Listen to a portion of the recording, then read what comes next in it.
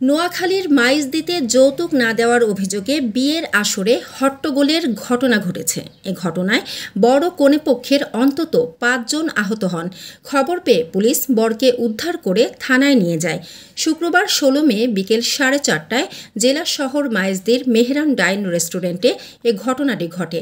অভিযুক্ত বর ইকবাল হোসেন পেশায় একজন ড্রাগ সুপার। তিনি নোয়াখালীতে কর্মরত থাকলেও তার গ্রামের বাড়ি ফেনীর দাগনভূঞা উপজেলায়। কনে একজন অনার্সে পড়ুয়া শিক্ষার্থী, যার বাবার কয়েক বছর আগে মৃত্যু হয়। তার বাড়ি নোয়াখালীর কবিরহাট উপজেলায়। কনের মামারা এই বিয়ের আয়োজন করেন। কনেপক্ষের মামা হিরণ ও পারিবারিক সূত্রে জানা গেছে, বিয়ের সিদ্ধান্ত অনুযায়ী শুক্রবার দুপুরে কনেপক্ষের ৩০০ লোকের জন্য মেহরান ডাইনে খাওয়ার অনুষ্ঠানের আয়োজন করা হয়। যথারীতি বরপক্ষের লোকজনকে খাওয়া দাওয়া দেওয়া হয়।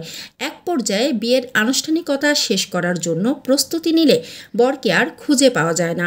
খোঁজ নিয়ে জানা গেছে, পরে বরকে একটি রুমে পাওয়া গেছে। বর এসে কনেপক্ষের মামাদের নিকট ৫০ লাখ টাকা যৌতুকের টাকা দাবি করে।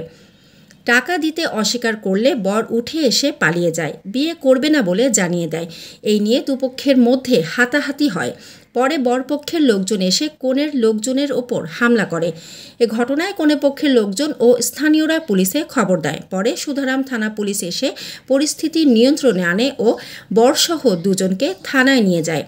এ বিষয়ে বরের ভাই সোহরাব হোসেন জানান, মেয়েদের পারিবারিক একটি বিষয় নিয়ে আমার ভাই একটি রুমে গিয়েছিল। সে পালিয়ে যায়নি এবং ৫০ লাখ টাকা যৌতুক দাবি করেনি। এখন তারা আমাদের বিরুদ্ধে উল্টো অভিযোগ দিচ্ছে।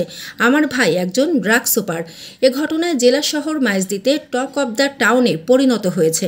স্থানীয়রা এ ঘটনার দৃষ্টান্তমূলক দাবি করছেন।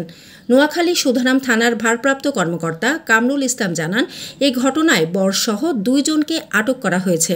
তদন্ত করে আইনগত ব্যবস্থা নেওয়া হবে। মানসম্মত হাঁস ও মুরগের চাহিদা পূরণ করতে আল আমিন হালাল লাইফ পোল্ট্রি রয়েছে আপনারই পাশে। আমরা হাঁস, মুরগ, কবুতর, কোয়েল, টার্কি ও খরগোশ পাইকারি মূল্যে বিক্রয় করি।